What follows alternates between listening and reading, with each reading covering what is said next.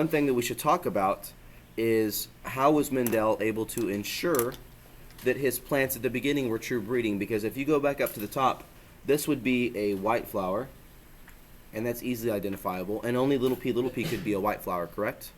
But then if you pick up a purple flower, and this would have been a purple flower, what else could this have been genetically?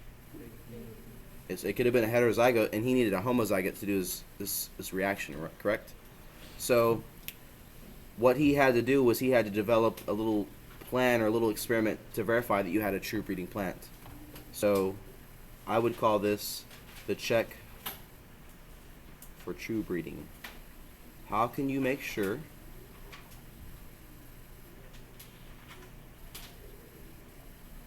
that you have a true breeding plant or flower or whatever?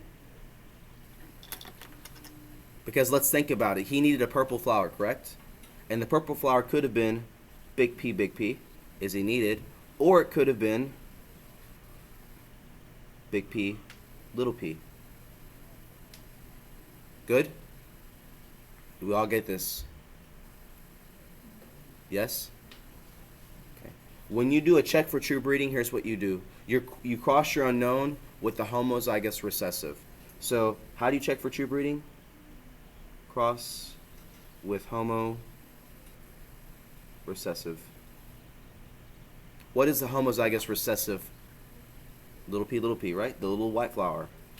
So let's cross this with little p. And let's cross this one with little p. I'll let you write out those boxes, make your Punnett square. That's what it's called, a Punnett square. And let's check and see what's what.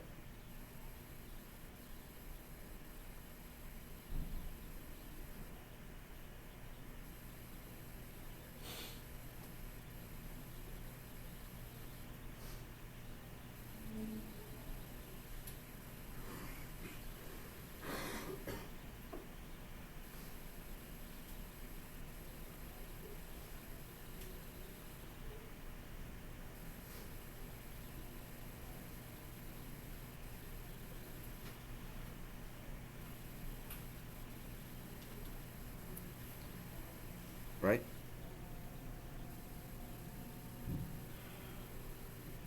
Which one did he want? Big P, or big P, little p? That's what he wanted. That's what he needed in his experiment from up here, correct? But again, the problem was is that if you need big P, which is a purple flower, how would you be able to distinguish that between big P, and big P, little p?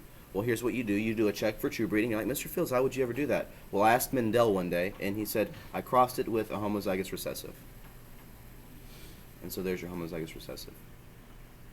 I do this cross, and what I notice is that if my plant is true breeding, which we know the left version is, a true breeding plant, as we see above,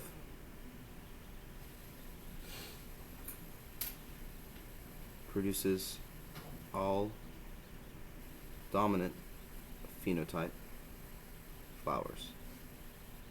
So true breeding flower will produce all dominant phenotype flowers. On the right-hand side, did you have all of the dominant phenotype? 50% of the children had the recessive one, which means that this plant wasn't true breeding. If you will, a true breeding plant basically means that whatever you mix it with, it will for sure produce the same phenotype as that specific parent. This parent was purple, right? True breeding purple. All of its children are going to be purple irregardless of what's going on. Do you see this? All of the children, if this is big P, every single child is going to get the big P. There's no option. Good?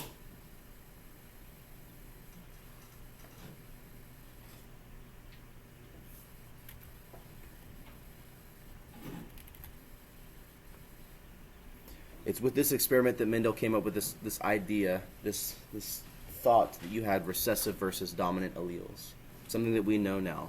The big P for sure is the dominant allele. The little p is the recessive allele. Two dominants, purple. One dominant, still purple. No dominant, though, would be white, correct? Now, he did this back in the 1800s, which was before the discovery of meiosis, like in 1913, I think. So what this means is that he was able to describe a mechanism of meiosis before microscopes could even prove that that type of a system even existed.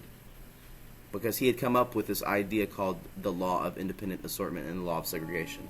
We've already talked about that, right? Yes, with meiosis, how the homologous pairs separate out in meiosis 1 independently of each other. Remember that? Yes. Okay. So Mendel was able to describe that like 40 years before that was even discovered. Now the great thing also about Mendel is that he just didn't stick to the flowers. Oops, I don't know why that's there. I want to show this slide.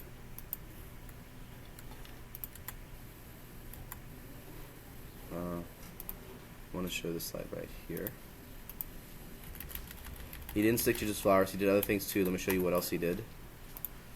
Perfect. Do you see what this is? All the different characters that he studied. He studied flower color, true. But he also looked at flower position, seed color, seed shape, pod color, stem length. And for the most part, do you see the numbers on his F2 generation? They're like in the 700s and 800s and even thousands, correct? But if you reduce those down to just some simple numbers, what do they almost seem to be? About what? 3 to 1. Now, with statistics, what statistics would say is that the more numbers you use, then the more closer and tight they become, correct? He was using 800, maybe in some cases he was using thousands. Do you see the case actually where he used the thousands? His numbers are closer to 3, right? The idea behind statistics is that as you approach infinity, like in your population, as your sample size becomes infinite, then your number should become like exactly 3 to 1. Perfect. So like he just didn't stop it with the color of the flower. He did this with everything. You can imagine like the time this took, but now we know like his idea of how genes work, of how inheritance, this idea works. Cool? Now, when you are born, you're born with how many chromosomes? 46? Okay. And you get how many from your dad? Perfect. And you get how many from your mom? Perfect. And how many of those are autosomes? 44, right? Because 22 from the dad and then 22 from the mom, correct? Let's focus on the autosomes right now. I've got 2 chromosomes here. This is maybe my first pair. Maybe I'll call, actually that's so, I don't want to do that. Let's say this is my 4th pair.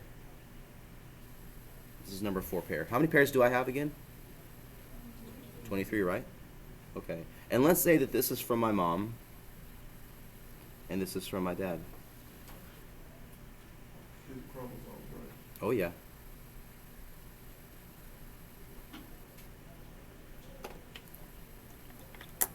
If I said that I want to look at this specific spot right through here, and I want to look at this spot right through here, what would be the term that would describe a specific location on that chromosome? Locus. So I'm looking at a specific locus.